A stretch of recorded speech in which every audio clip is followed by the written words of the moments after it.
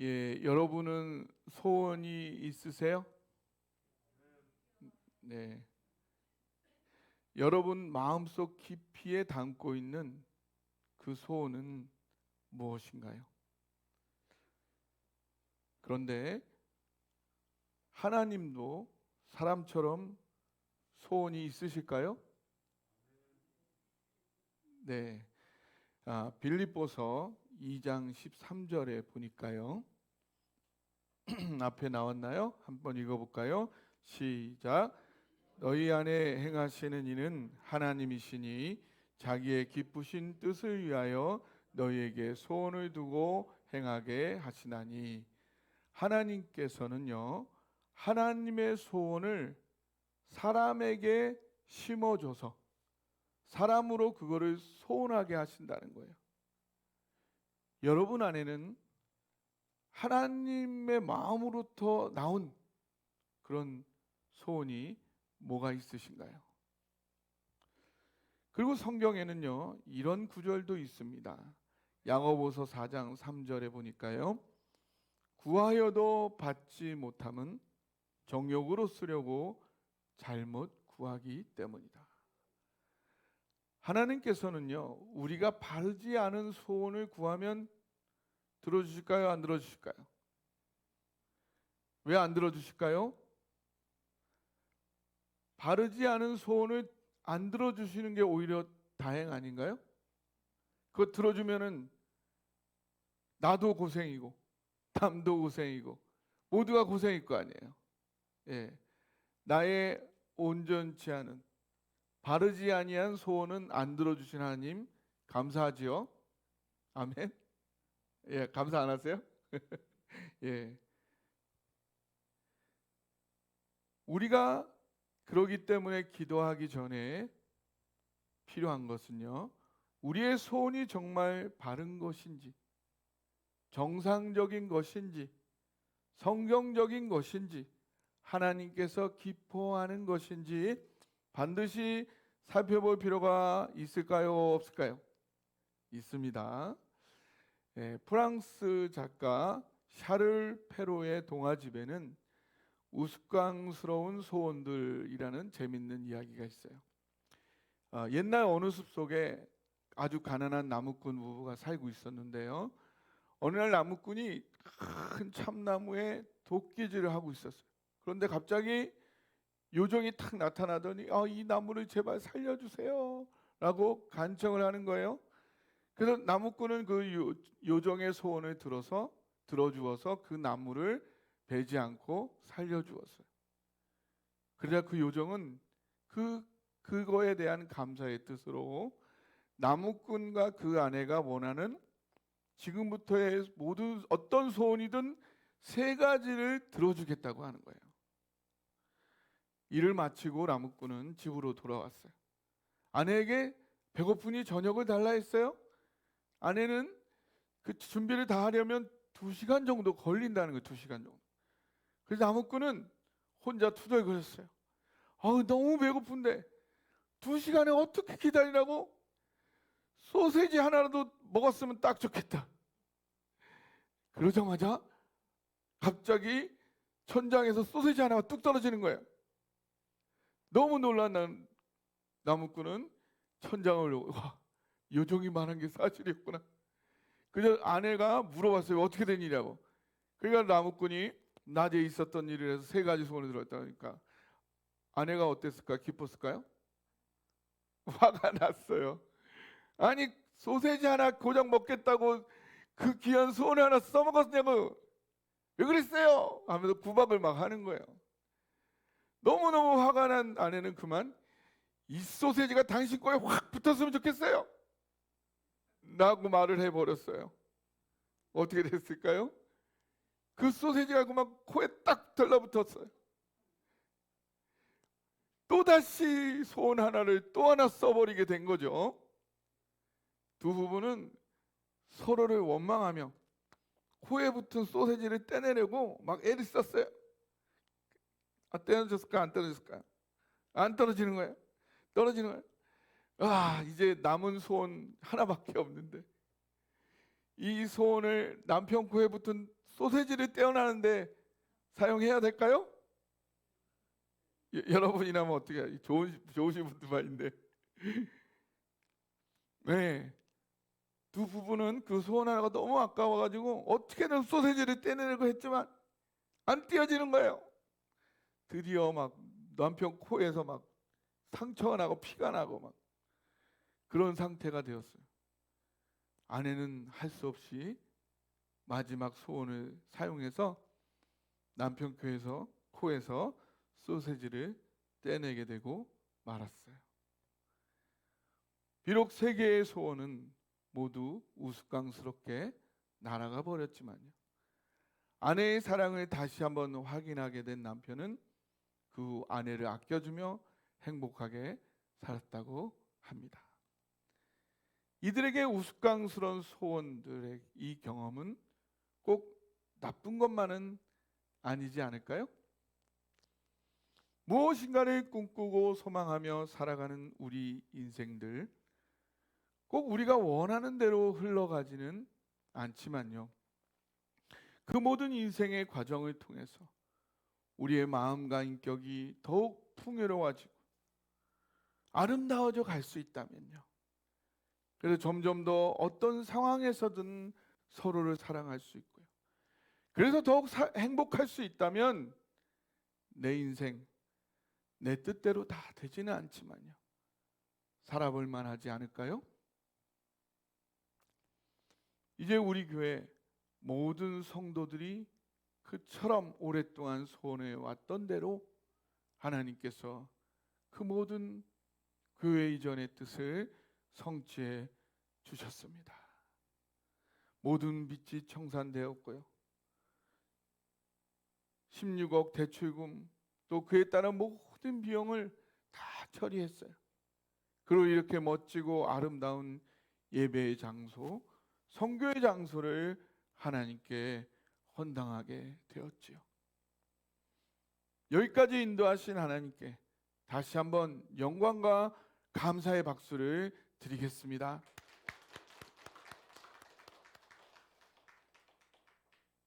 이제 우리는 새로운 정발산의 시도를 열어가면서 어떤 소원을 하나님 앞에 품어야 할까요? 하나님께서 우리에게 간절히 소망하도록 심어주시는 그 소원은 무엇일까요? 우리 교회는요, 여러분 한 사람 한 사람, 한 가정 한 가정을 위해 있습니다. 제가 자주 분명히 말씀드리는 것처럼 담임 목사인 저와 교회가 여러분 한 사람 한 사람을 위해 있는 것이지 여러분이 저와 교회를 위해 있는 건 아닙니다. 허나 여러분도 잊지 말아야 할 분명한 한 가지 중요한 사실이 있어요. 우리 교회는요, 여러분을 위해 있지만 여러분들만을 위해 있지는 않아요. 하나님은 우리를 위한 삶만을 추구하라고 주님의 몸된 교회를 세우신 것은 아니기 때문이에요. 하나님께서는요, 우리 교회를 통해 세상 모든 사람을 품기 원하세요. 여러분, 우리 교회로 올 때 우리 교회 중간에 보면 Embracing Center라고 돼 있어요. 그게 무슨 뜻이냐면 세상을 품는 센터라는 거예요.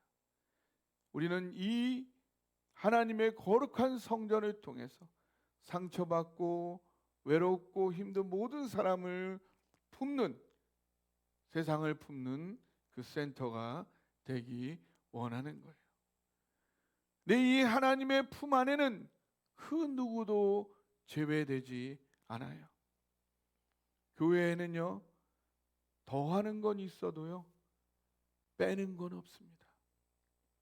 분명하고 합당하며 확인할 수 있는 어떤 이유도 없이 그 누구도 배제할 수는 없습니다.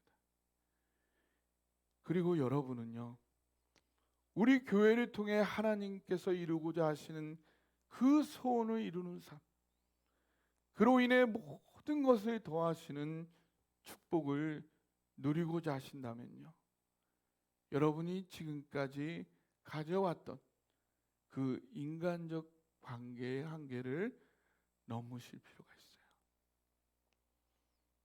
하나님께서는요, 평생 눈물의 기도를 뿌려 이 제단을 지켜온 여러분들의 삶을 너무 귀히 여기시고요, 분명히 축복하고 계세요. 그리고 저는요, 이러한 여러분들의 남은 생애가 하나님 앞에 천국 같도록 제가 최선을 다하기 원해요.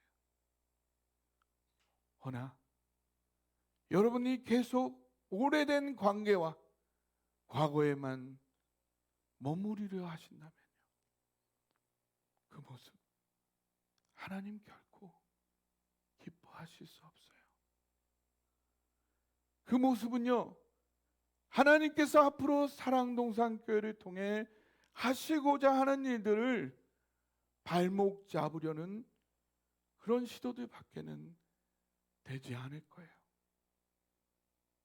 그건요, 지금까지 여러분들이 하나님 앞에서 쌓아오신 아름다운 삶의 축복들을 모두 허공에 날아가 버리게 하는 슬픈 일이 될 수 있어요. 하나님이 이 자리까지 우리를 오게 하신 건요, 하나님이시고 하나님의 은혜로 오신 거예요. 우리가 맺은 어떤 인간적 관계와 그 정으로 여기 온 게 아니잖아요. 하나님에 대한 그 믿음을 가지시고요, 이제 그런 거를 내려놓으셔야 해요. 아멘.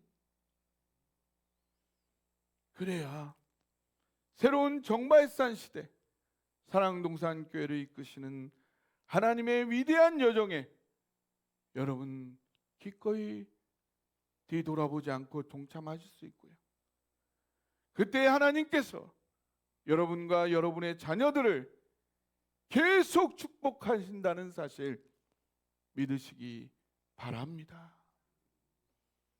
인간적 경험, 인간적 관계, 인간적 지혜 다 버리고요, 오직 하나님, 오직 하나님의 은혜를 의지하는 믿음으로 새로운 정발산 시대, 하나님의 소원에 동참해서 여러분과 여러분 자녀들에게 대를 이어 하나님 주실 갑절의 은혜와 축복 누리길 주님의 이름으로 축복합니다. 오늘은 드디어 하나님께서 사라와 아브라함이 오랫동안 소원하였던 아들 이삭을 하나님 주십니다.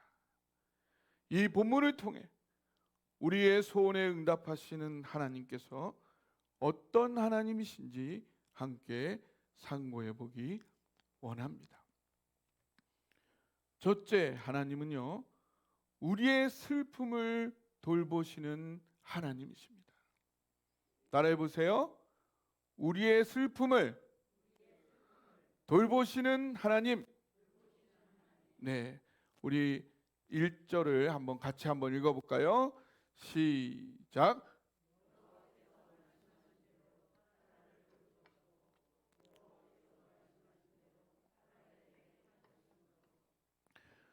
왜 하나님께서는 아브라함을 돌보셨다 하지를 않고요, 사라를 돌보셨다라고 했을까요? 이상하지 않아요? 다른 데서는 다 아브라함을 썼는데 여기서는 사라를 돌보셨다.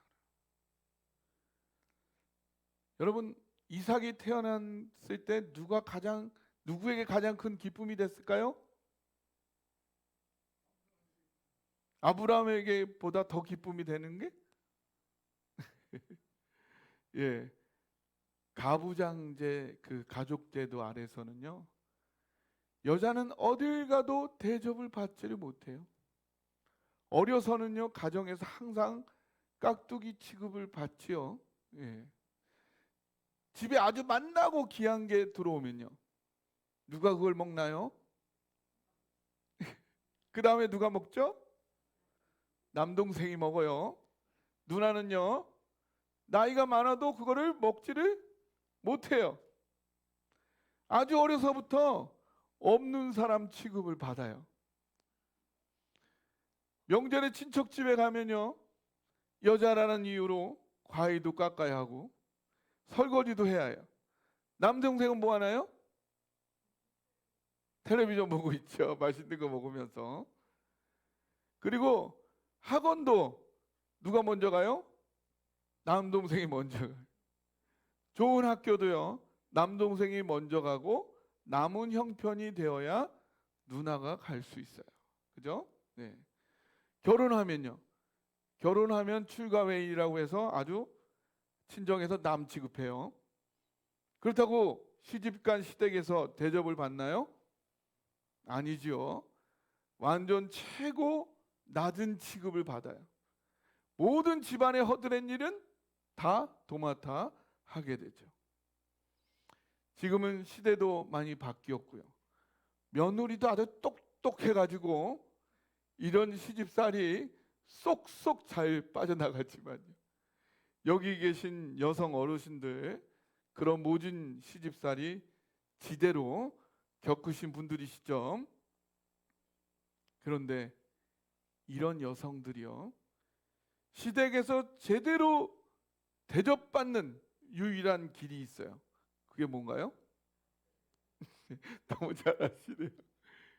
예, 그렇게도 시댁과 남편이 원하고 바라고 기다리던 아들 하나 떡하니 나오면 그제서야 그 집안 식구로 제대로 인정을 받게 되죠. 여성은요, 자신의 몸을 깨뜨려서 아들을 낳고서야 비로소 평생 처음 사람 대접을 받기 시작하는 거예요. 그런데 사라는요, 90세가 넘도록 그걸 한 번도 경험해 보지를 못했어요. 남편 아브라함은요, 사라를 끔찍히 사랑했는지 몰라도요, 사라는 가부장제 아래에서 공식적으로는 제대로 된 사람으로 어디에서도 인정을 못 받았어요. 그거를 90평생 살았어요. 이스마엘을 낳은 애굽의 여종 하갈한테도 괄시를 받는 비참한 여주인이 된 거죠. 그러니 아들이 없는 여자로서 90년을 산 사라의 한이 어느 정도일지 우리는 짐작조차 할 수 없어요. 그래서 하나님은요, 누구보다도 사라를 위해서 사라에게 아들 이삭을 주신 거예요. 여러분요, 열 가락 손가락 중에 깨물면 안 아픈 손가락 있어요? 없죠. 그래도요, 깨물면 더 아픈 손가락이 있어요. 어떤 손가락이 더 아플까요? 아픈 손가락, 상처난 손가락. 상처난데 또 깨물면 어때요? 더 아파요, 안 아파요? 더 아프죠. 부모님도 같아요, 안 같아요? 어느 자식이 더 아프고 마음이 가나요? 아픈 자식, 상처받은 자식, 낙심한 자식이 더 아프고 더 마음이 가죠. 하나님도 마찬가지입니다. 하나님은 모두를 한결같이 사랑하세요. 그래서 누구라도요, 남보다 더 슬픈 사람, 남보다 더 아픈 사람, 남보다 더 억울한 사람 더 살피시고요, 더 돌보아 주세요. 그러므로 여러분, 돈 없고 백 없고 배운 거 없고 보잘것없는 사람 무시하면 절대 안 돼요. 왜냐고요? 그럴수록 그들의 기도와 소원에 응답하시는 분이 누구시라고요? 하나님이십니다. 그래서 여성분들이 더 하나님을 잘 믿고요, 여성분들의 기도가 그렇게 더 능력이 있는지 모르겠어요. 그러니 여성분들, 하나님의 교회 안에서는 기죽지 마세요. 아니, 어디서든 기죽지 마세요. 하나님께서는 여성분들이 기죽어 사는 거 결코 원하지 않으시는 줄 믿으시기 바랍니다. 여성분들만이 아니라요, 누구 한 사람이라도 다른 사람보다 기죽어 살기를 하나님 결코 원하지 않으세요. 여러분이 남들보다 부족한 게 많다면요, 하나님께서 더 함께 하세요. 없는 것 때문에 기죽지 마시고 그럴수록 더욱 당당히 살아가시기 바랍니다. 왜냐고요? 하나님은요, 슬프고 어려운 자와 더욱 함께 하시는 분이시니까요. 아멘. 둘째, 하나님은요, 우리의 오랜 소원을 성취해 주시는 하나님이십니다. 따라해 보세요. 오랜 소원을 성취해 주시는 하나님. 5절 함께 한번 읽어보겠습니다. 시작. 아브라함이 그의 아들 이삭이 그에게 태어날 때 100세라. 아브라함이 몇 살에 하나님의 부르심과 약속을 받았지요? 75세. 100세에 이삭을 낳았으니 몇 년 만에? 25년 만에 그 약속의 성취를 받았어요. 이뿐만이 아닙니다. 이삭이요. 이삭은 몇 살에 결혼했을까요? 40세에 40세. 몇 세에 아들을 낳았을까요? 60세. 20년을 기도한 후에 60세가 되어서야 에서와 야곱 두 아들을 얻었어요. 야곱은요, 라헬을 얻기 위해 20년을 라반의 집에서 머슴살이를 했고요. 요셉은요, 애굽에 몇 살에 팔려갔을까요? 17세 팔려갔어요. 종살이도 하고 감옥살이도 하고 몇 살에 애굽 총리가 됐을까요? 30살.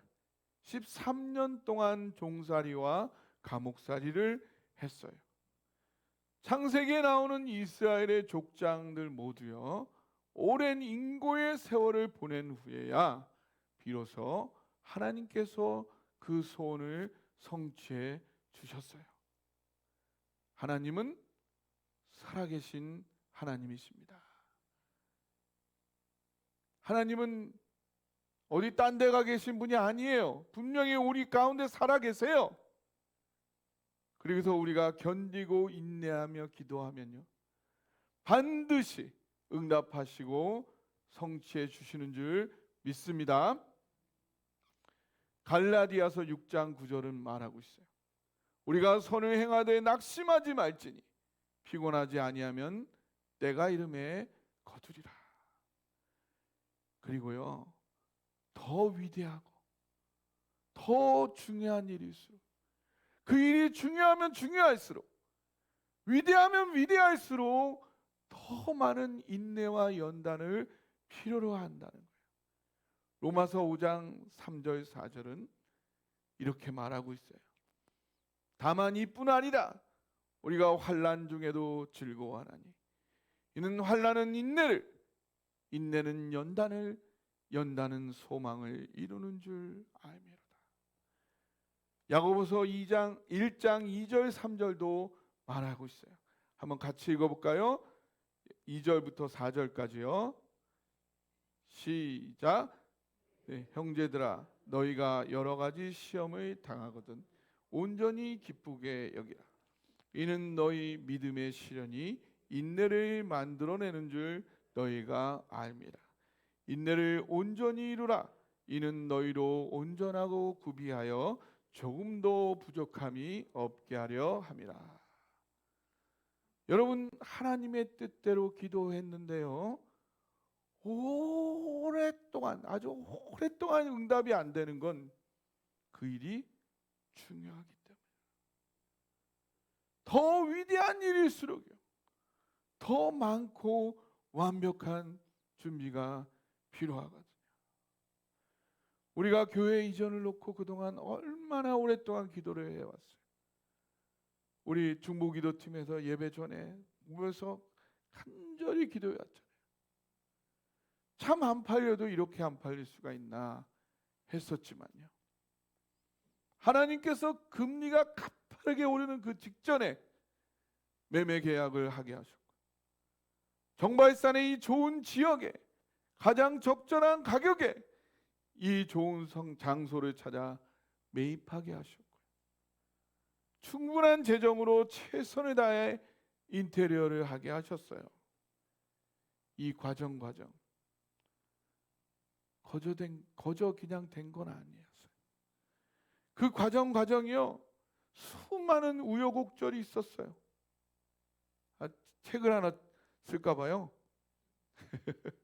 다른 목사님들 도움되도록. 그런데요, 그 고비고비마다 하나님께서 순적하게 그 길을 여셨어요. 그러시면서 그래서 이건 나 하나님이 한 거다 그렇게 알려주셨어요. 사람이 한 게 아니라 내가 한 거야.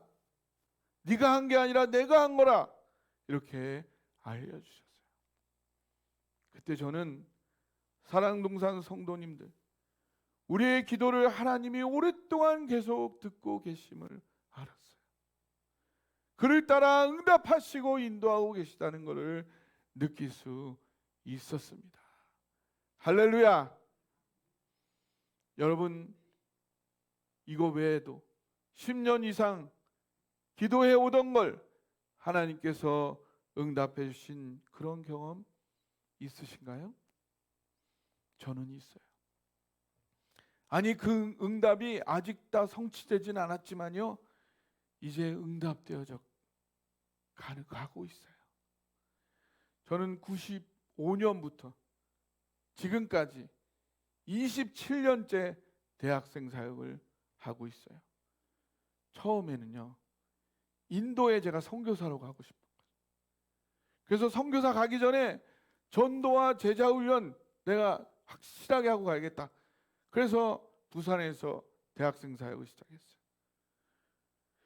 그리고 나서 98년에 서울로 옮기게 되었어요.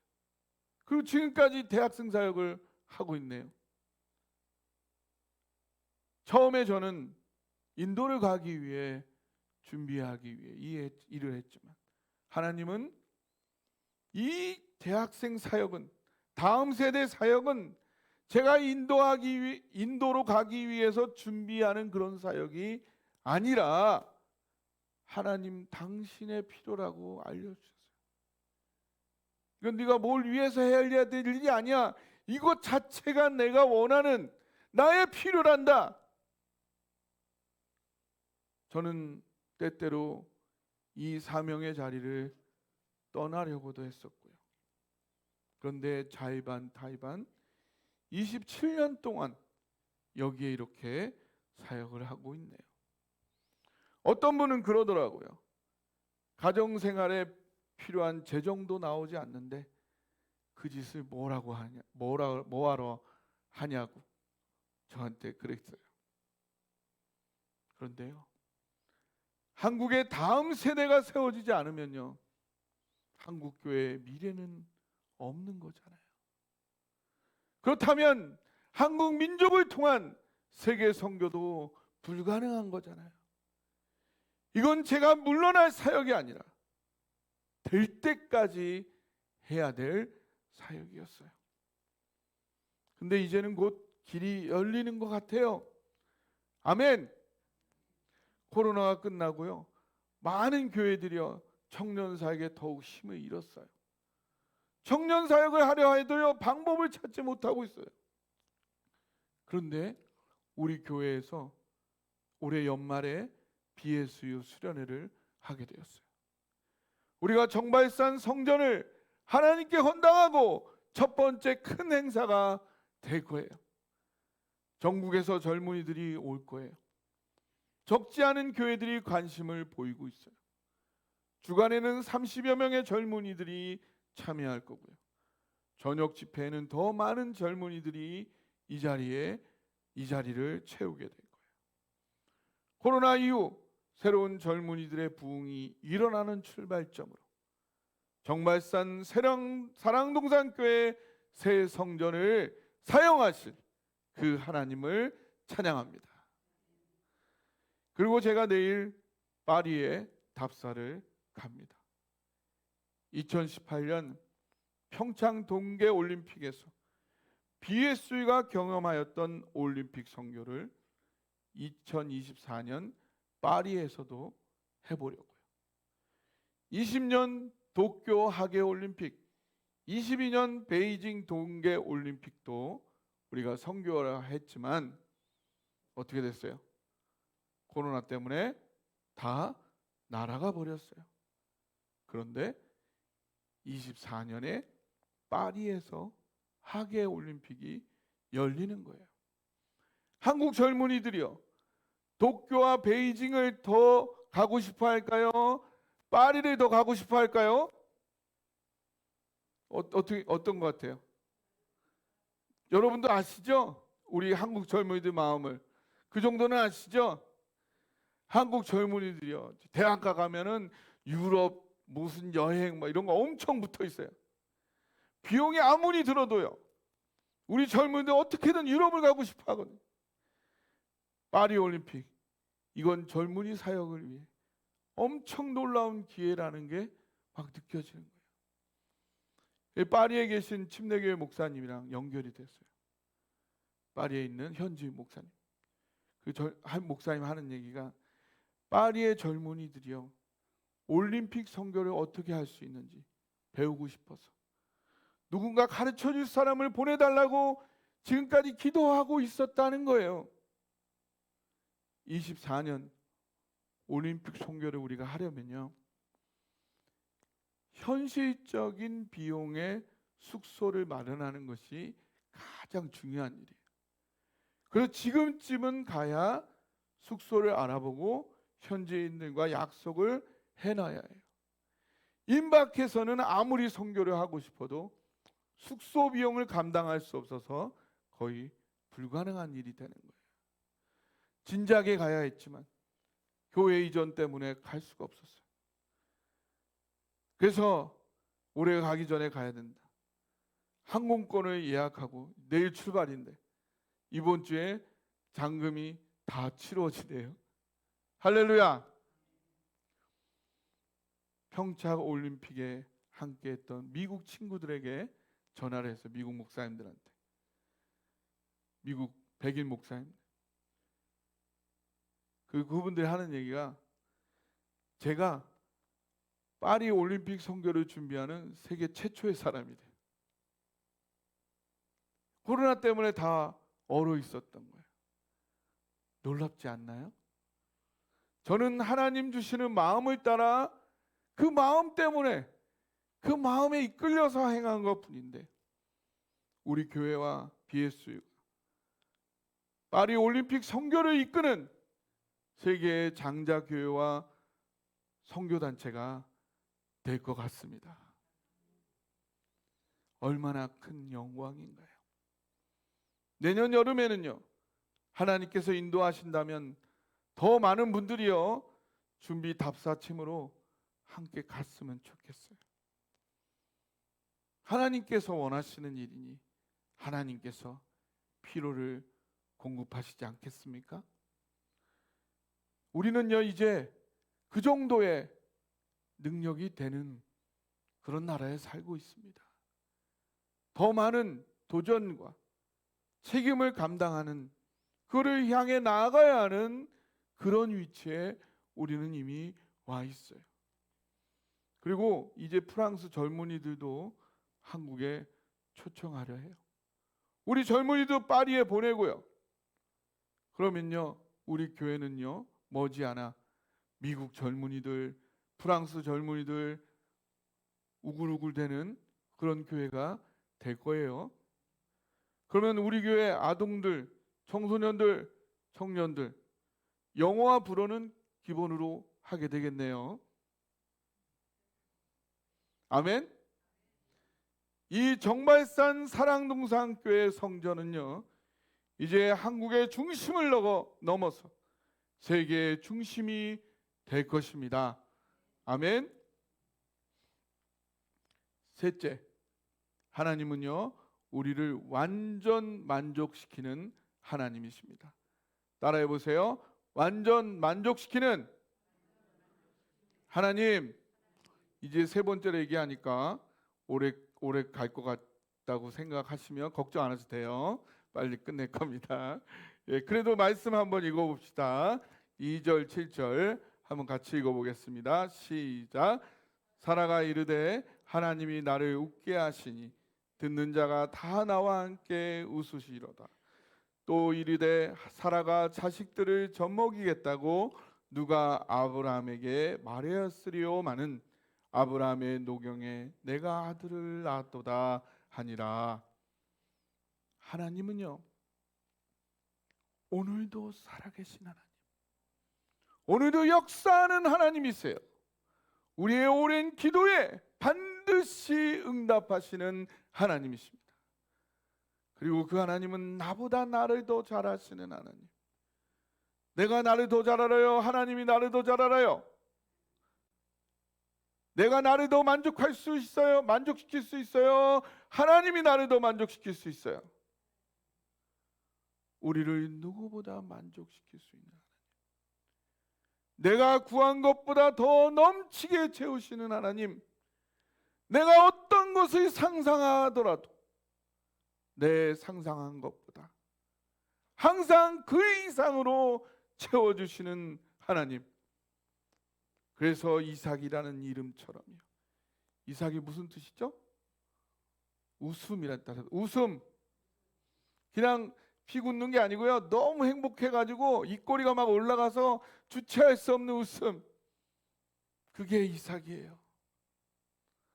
나로 행복에 겨워 웃게 하시는 하나님, 내가 흘렸던 모든 눈물을 닦아 없어지게 하시고 완전한 행복으로 웃게 하시는 하나님, 그분과 함께 정발산 시대 사랑동산교회의 새로운 위대한 믿음의 여정에 함께 동참하는 모든 믿음의 식구들 되기를 주님의 이름으로 축복합니다.